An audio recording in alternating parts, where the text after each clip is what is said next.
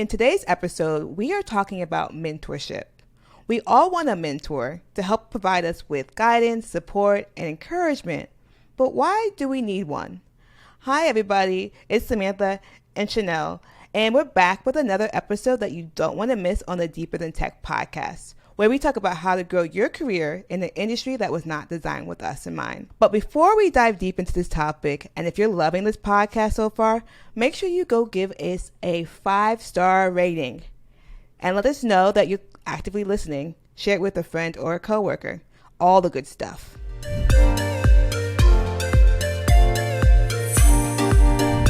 So Chanel, I know that you have a conference coming up. Can you give us a quick elevator pitch about your conference? Yes. So first of all, thank you so much for inviting me on the podcast. I'm so excited. So yeah, my nonprofit organization, Mentor Me Collective, is hosting a tech summit for folks who normally would not be able to afford a tech conference or summit ticket. We wanted to create a space for folks, again, within the space of tech not being created for us.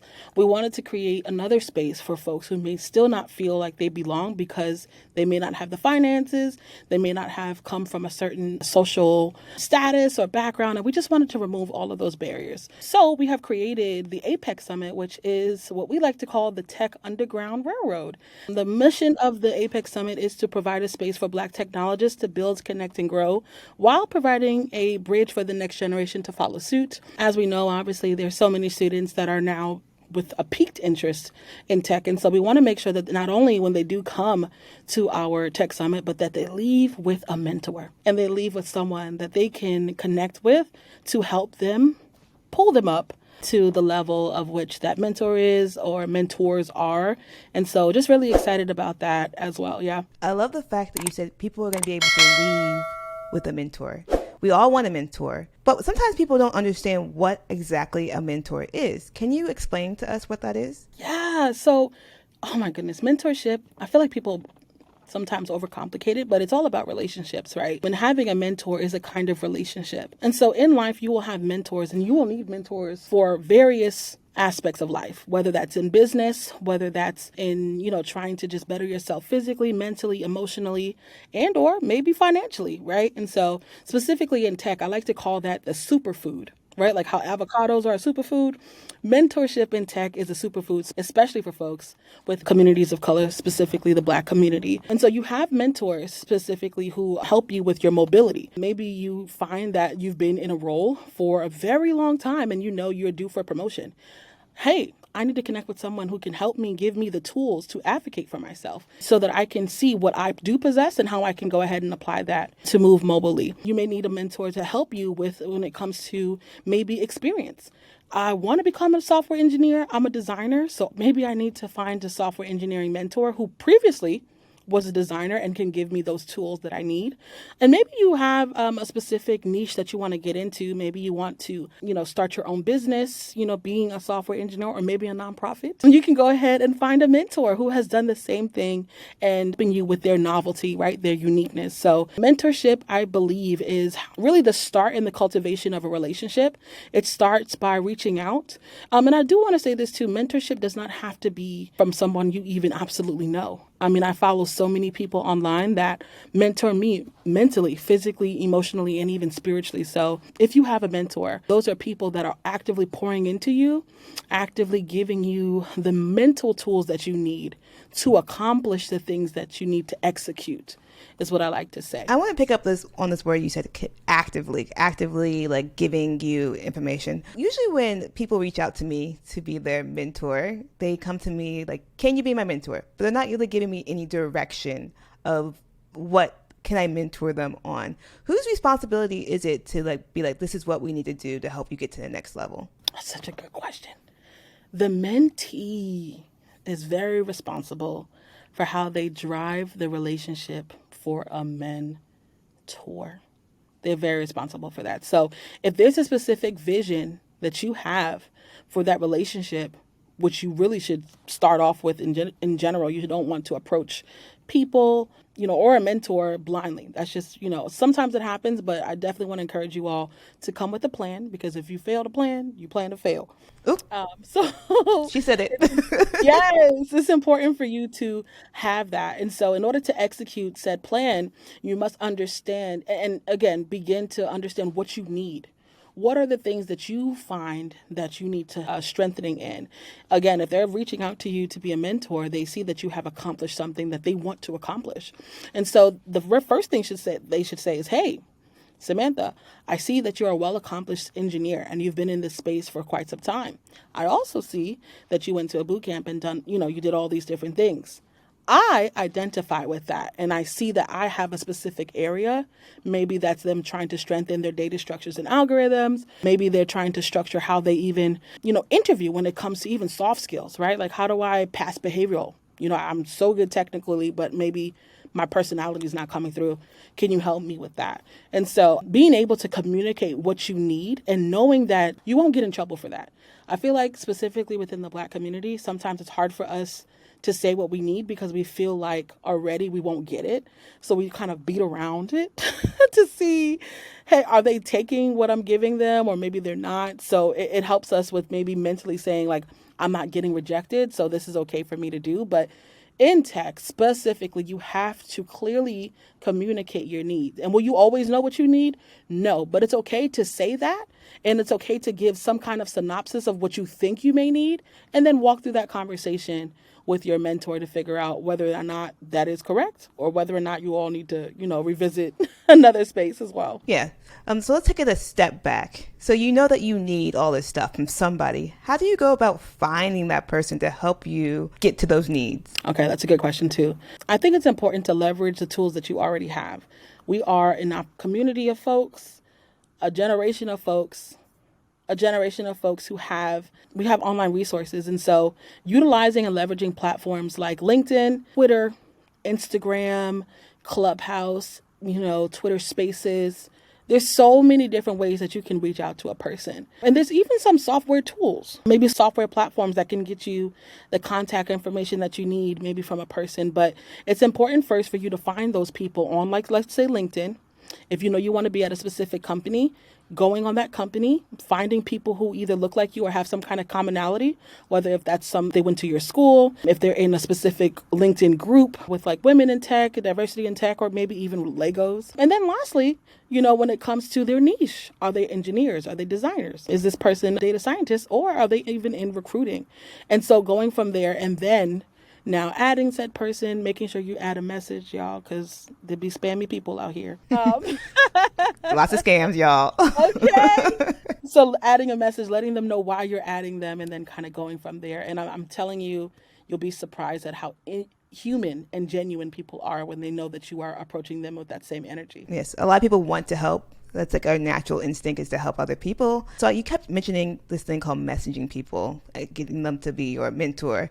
Let's do a quick little exercise. Let's say that you are trying to break into tech and you see this person on LinkedIn. You want to get a job at LinkedIn. How do you start that conversation with them?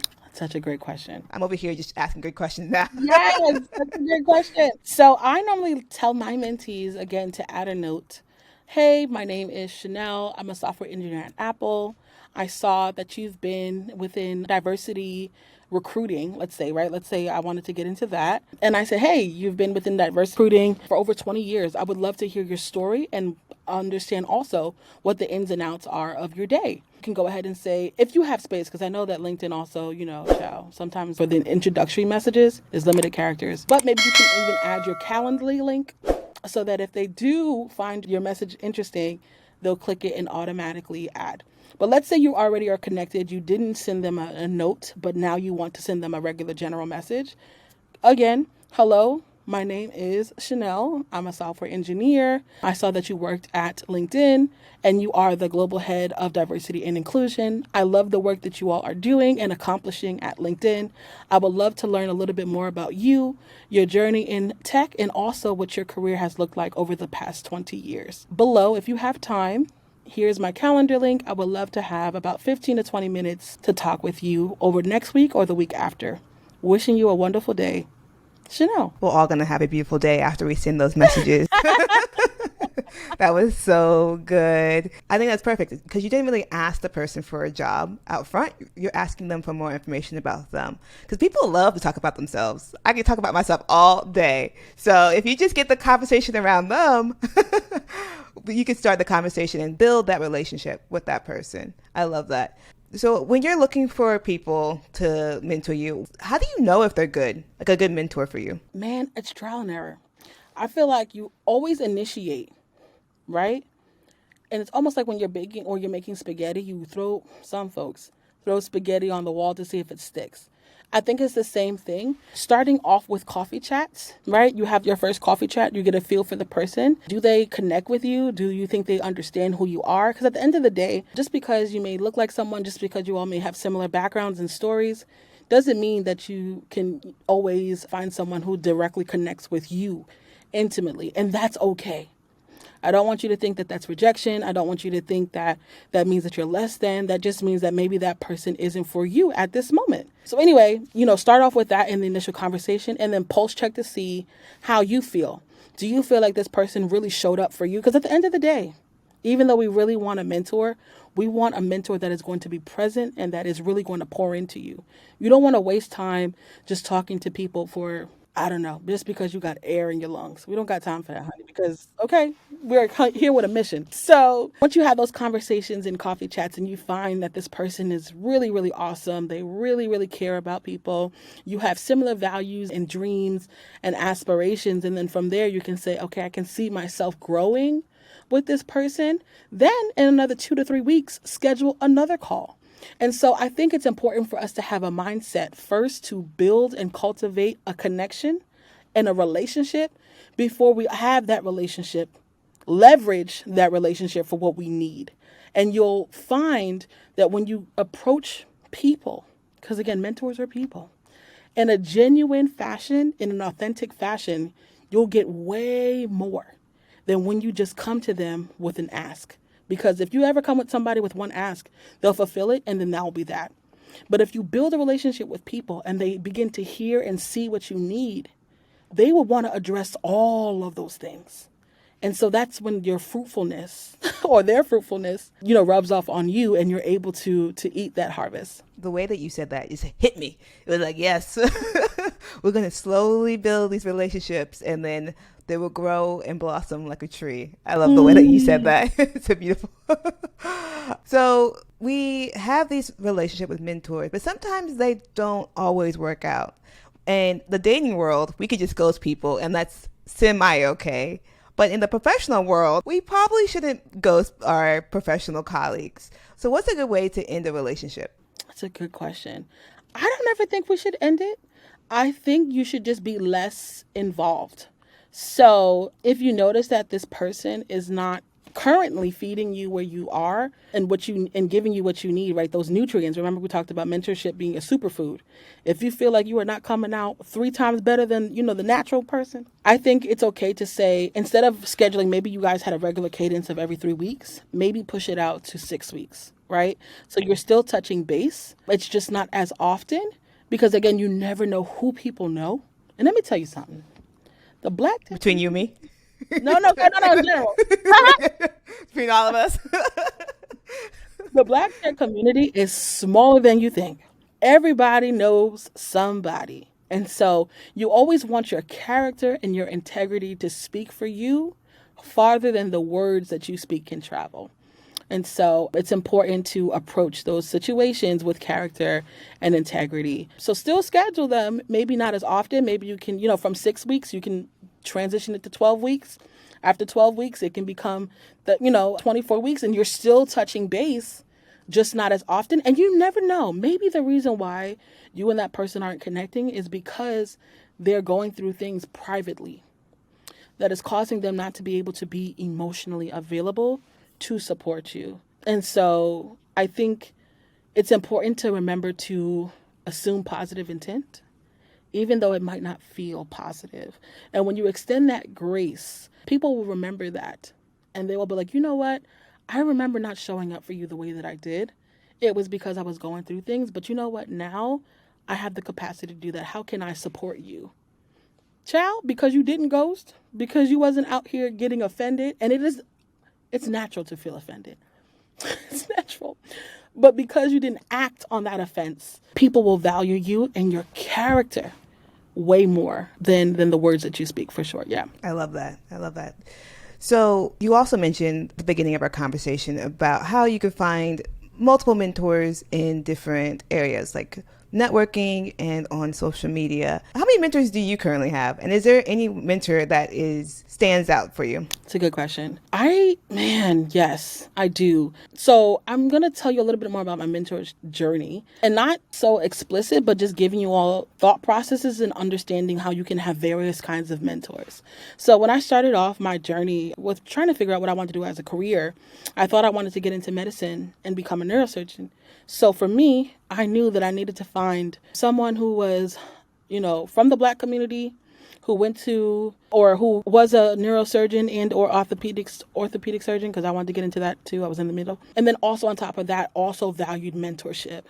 And so I just began Googling Black neurosurgeons / orthopedic surgeons who, at that time I was a chemical engineering major. So I was like, who were chemical engineers? And I found my first mentor who taught me everything I needed to know by my ratchet actions of being a mentee, because he was amazing. And when I say ratchet, I mean not crazy, but more so like I didn't value the relationship the way that I should have. And looking back, I wish I would have done all of the things that I am telling people to do now. I wish I would have continued to cultivate that relationship.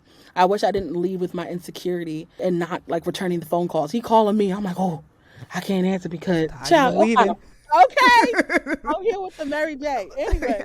So he was my first mentor, Dr. Cato Lorenzen. He was and is still an orthopedic surgeon. Got the different kinds of medals and awards, even from Barack Obama, has been noted and highly awarded with different kind of innovations and girl, all the things, okay? This Black man is doing it. He got patents. He got all the things.